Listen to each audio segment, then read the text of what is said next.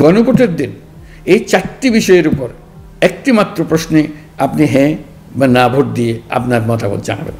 জুলাই সনদ কার্যকর করতে 13 নভেম্বর জাতির উদ্দেশ্যে ভাষণ দেন প্রধান উপদেষ্টা ডক্টর মোহাম্মদ ইউনূস। সবশেষ সিদ্ধান্ত অনুযায়ী সনদ সংক্রান্ত হ্যাঁ না ভোট হবে জাতীয় নির্বাচনের দিনেই, যেখানে রাখা হবে 4টি প্রশ্ন। আমরা সকল বিষয় বিবেচনা করে সিদ্ধান্ত নিয়েছি যে আগামী জাতীয় সংসদ নির্বাচনের দিনেই গণভোটের আয়োজন করা হবে। জামায়াতে ইসলামী সহ ইসলামী দলগুলো হ্যাঁ ভোটের পক্ষে অবস্থান নিয়েছে, বিপরীতে বিএনপির অবস্থান না এর পক্ষে।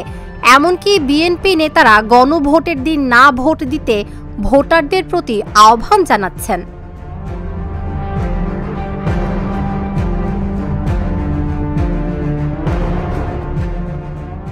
এ ঘটনার বেশ কিছুদিন হলো, তবে এখনো সাধারণ মানুষের কাছে বিষয়টি পরিষ্কার নয়। সনদে যেসব প্রশ্ন রাখা হয়েছে সেগুলো দেশের অধিকাংশ জনগণই বুঝতে পারেনি, তাই গণভোটের দিন বেশিরভাগ মানুষ না জেনে বা অনিশ্চিত হয়েই হ্যাঁ না এর পক্ষে বিপক্ষে ভোট দেবেন। গণভোটের দিন এই 4টি বিষয়ের উপর একটি মাত্র প্রশ্নে আপনি হ্যাঁ বা না ভোট দিয়ে আপনার মতামত জানাবেন।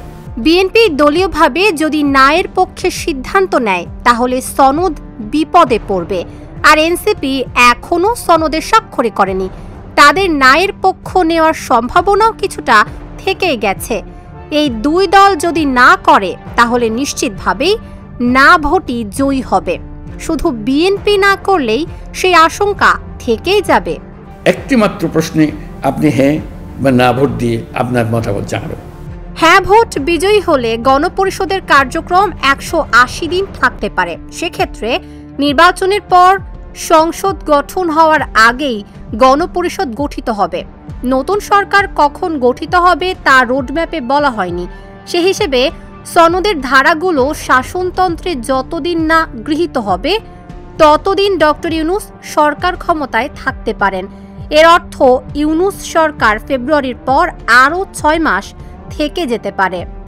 দলীয় স্বার্থ অতিক্রম করে সম্মিলিত আকাঙ্ক্ষা ও জাতীয় চাওয়াকে ঊর্ধ্বে তুলে ধরে বিএনপি সংখ্যা গরিষ্ঠতা পেলে দ্বন্দ্ব বাড়তে পারে। তবে একথা পরিষ্কার, না ভোট জিতলে ইউনূস সরকারকে অচিরেই পদত্যাগ করতে হবে।